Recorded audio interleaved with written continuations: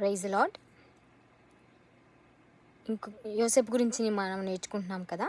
యోసేపుకి ఉన్నటువంటి ఇంకొక లక్షణం ఏంటి అంటే, రెండవ లక్షణం. మొదటి లక్షణం ఏంటంటే చాలా నిజాయితీగా ఉండేవాడు యోసేపు. అలాగే రెండవ విషయం ఏంటి అంటే, రెండవ మంచి లక్షణం యోసేపులో ఉన్నది ఏంటి అంటే, దేవునికి ఇష్టమైన వాడిగా ఉన్నాడు. అలాగే చాలా దయగలిగిన వాడిగా కూడా ఉన్నాడు అన్నమాట. ఎవరి పట్ల అంటే వాళ్ళ సహోదరుల పట్ల, వాళ్ళ కుటుంబం పట్ల, అలాగే చుట్టుప్రక్కల ఉన్నటువంటి ఎక్కడైతే తను ఉన్నాడో వాళ్ళందరి మీద కూడా చాలా దయగలిగి ఉన్నాడు అనమాట యోసేపు. ఎలా అంటే వాళ్ళ అన్నలు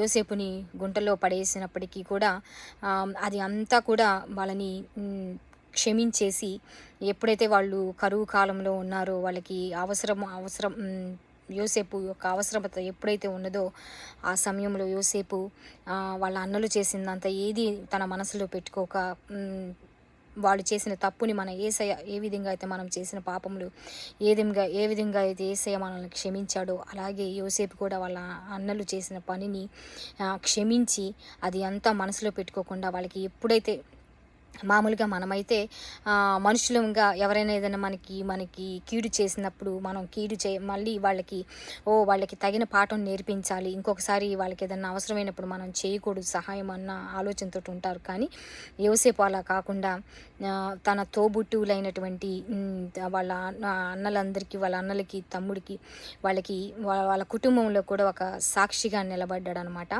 వాళ్ళందరికీ సహాయం చేసి ఒక మాదిరి అయ్యాడు.